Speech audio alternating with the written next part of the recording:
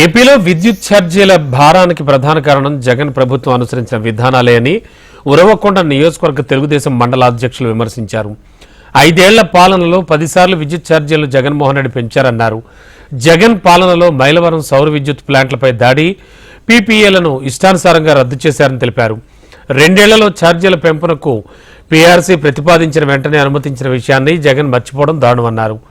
కూటమి ప్రభుత్వం విద్యుత్ ఛార్జీలను పెంచిందని తప్పుడు ప్రచారం చేస్తున్నారని ఆక్షేపించారు. మరి ఈరోజు 6 నెలలకే ఆర్థికంగా అప్పుల పాలై అప్పులు చేసి ఇచ్చిపెట్టినటువంటి ప్రభుత్వాన్ని చేపట్టి చంద్రబాబు నాయుడు గారు ఏ విధంగా పరిపాలన చేస్తున్నాడు అని చెప్పేసి ప్రజలు గమనిస్తున్నారు. మీరు అది చూసి ఓర్చలేక 6 నెలలకే నువ్వు చేసిన పాపాలని కడుక్కునేకే ఇంకా 6 నెలలు పడుతుంది.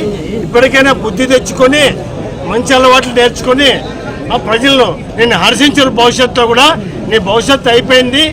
చంద్రబాబు నాయుడిని ప్రతి చోట రాష్ట్రమంతా కూడా ఈరోజు ఆయన చేసే కార్యక్రమాలను చూసి అందరూ మెచ్చుకుంటున్నారు. నువ్వేమీ ఆలోచన చేసే పని లేదు, నిన్ను ప్రజలు మర్చిపోతున్నారు.